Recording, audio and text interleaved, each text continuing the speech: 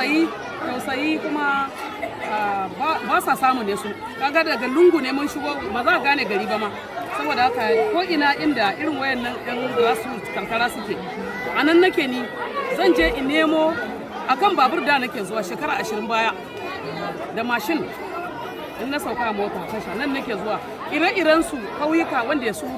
masu hannu da shi ne ba san inda suke ba ni nake nemo su kuma daga wannan tsangaya na dauki 240 na kai su makarantar boko wallahi dadi nake ji gaskiya don shine ma ni kaman mota ne da ba ta da mai in an je gidan mai ana foiling mota ta samu ta dauki mai ta yi tafiya to ni in na zo na ga irin wannan ina samun karfin gwiwa da zan ci gaba da kuma na ga cewa na gan fuskokin su fara ya shiga ran duniya da gobe kiyama da ni da jami'ai na musamman da muke yi irin wannan ayyuka na lada ko yara a ilmantar da su guda biyu ilimin Qur'ani da kuma na boko wannan shine burina kuma na ga cewa Allah ya kashe ni akan wannan. Kina samun tallafi daga hukumomi ne ko dai cikin aljihun ki ke ne? Tukunna dai suna kan hanya in Allah ya da a yanzu dai ban fara samu ba. Wani bawa Allah ne guda daya ya ce aboye baya son sunansa ya dai mana tallafi a cikin azumin nan muka hada da namu da daraktoci na da ni kaina da yar uwata muka hada shine muke taraba sangayu dan saboda ana guje ma barace to burin ki ne kenan ta wannan kiga cewa an rage bara ko an tsaida ta a Najeriya an ma tsaida za a tsaida shi insha Allah burin mu ga cewa an tsaida bara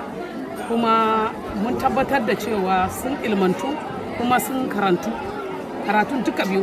da na Muhammadiya da kuma na boko ilimi guda biyu abinda muke so kenan ɗauro su a kai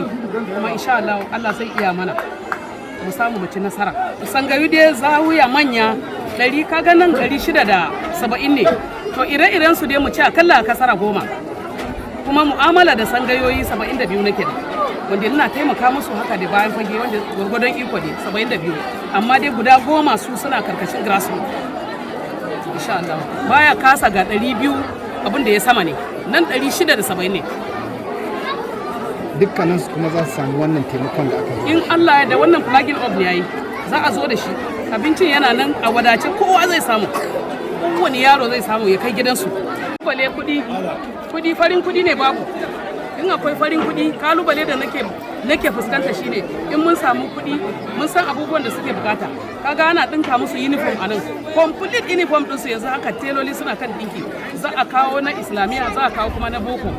to kaga in akwai kudi ai za mu sayi uniform kuma muna bukata kuma a bamu ma uniform din mu bada kalolin da ake da ya kamata bukata a bamu ko cash ko kayan abin da muke damuwa kenan yanzu akai masu hannu da shuni da muke ta roko so su dan taimake mu saboda mu kai ma wannan bayan Allah almajirai sangayu wasu ma marayu